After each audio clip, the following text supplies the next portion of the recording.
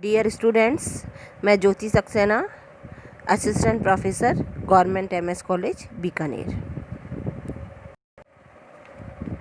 Hello students, last topic में हमने 74वें संविधान संशोधन के अंदर नगर पालिका के बारे में हम डिस्कस कर रहे थे। नगर पालिका क्या है, कैसे इसका निर्माण हुआ, इसका संगठन कैसा है, इन सब बातों में हम पहले बात कर चुके हैं।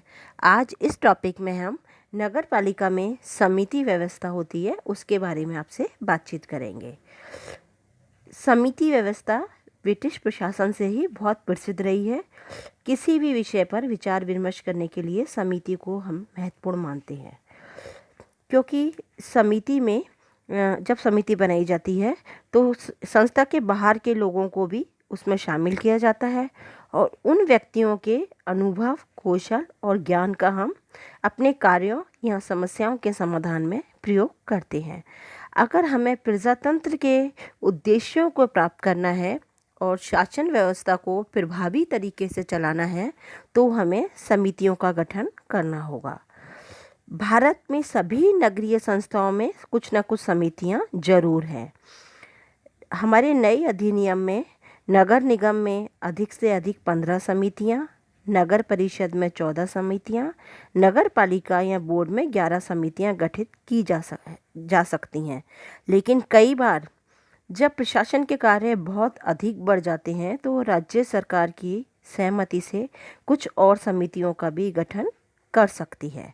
हर नगरीय संस्थाओं में 90 दिन के अंदर अंदर समितियों का गठन किया जाना जरूरी है। इसमें से समितियां हैं कुछ इस प्रकार, उनका नाम है कार्यपालक समिति, वित्त समिति, स्वास्थ्य और स्वच्छता समिति, गंदी बस्ती सुधार समिति, भवन अनुज्ञा और सक्रम समिति, नियम और उपनियम समिति, अपराधों का शमन और समझौता समिति। नगरीय संस्थाओं के कार्यों को देखते हुए इन समितियों के अलावा नगर निगम में 8, नगर परिषद में 6 और नगर पालिका बोर्ड में 4 समितियों का और गठन किया जा सकता है।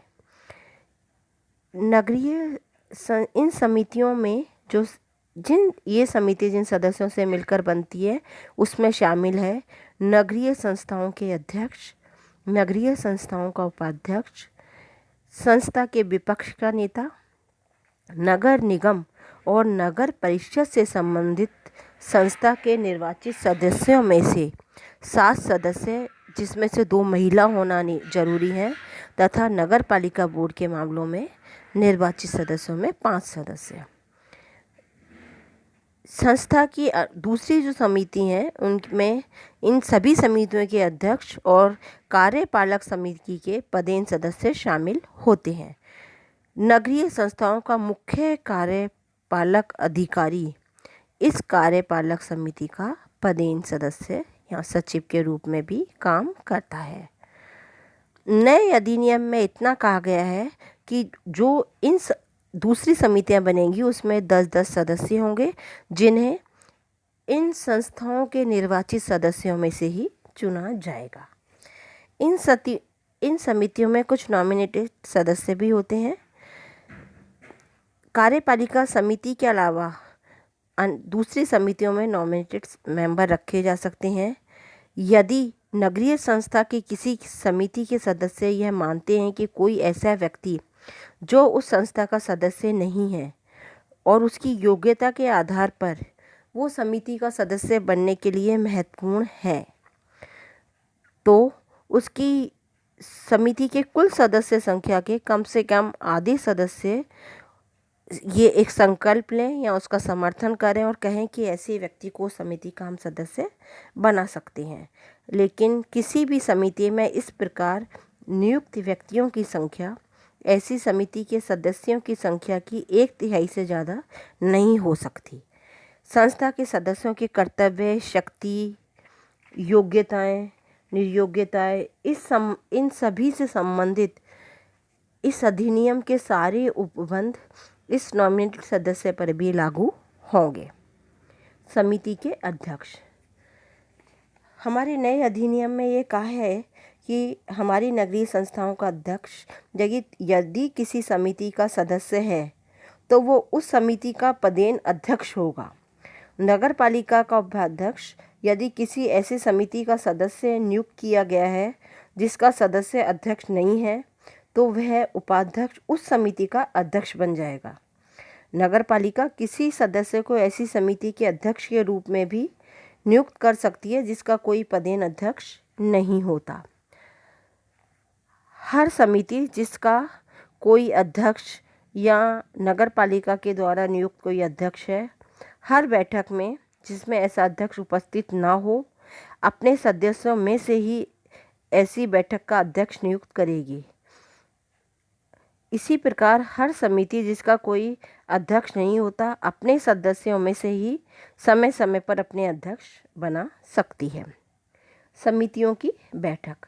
नगर पालिका की समिति की बैठक साधारण बैठक 2 महीने के अंदर अंदर बुलाई जानी की उम्मीद की जाती है या अपेक्षा की जाती है।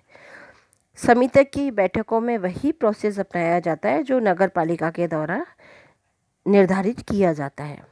यदि किसी समिति का अध्यक्ष 15 दिन से अधिक समय के लिए नगर पालिका में अनुपस्थित रहता है तो उसकी अनुपस्थिति में नगर पालिका का अध्यक्ष या उपाध्यक्ष उस समिति की बैठकों को बुलाता है।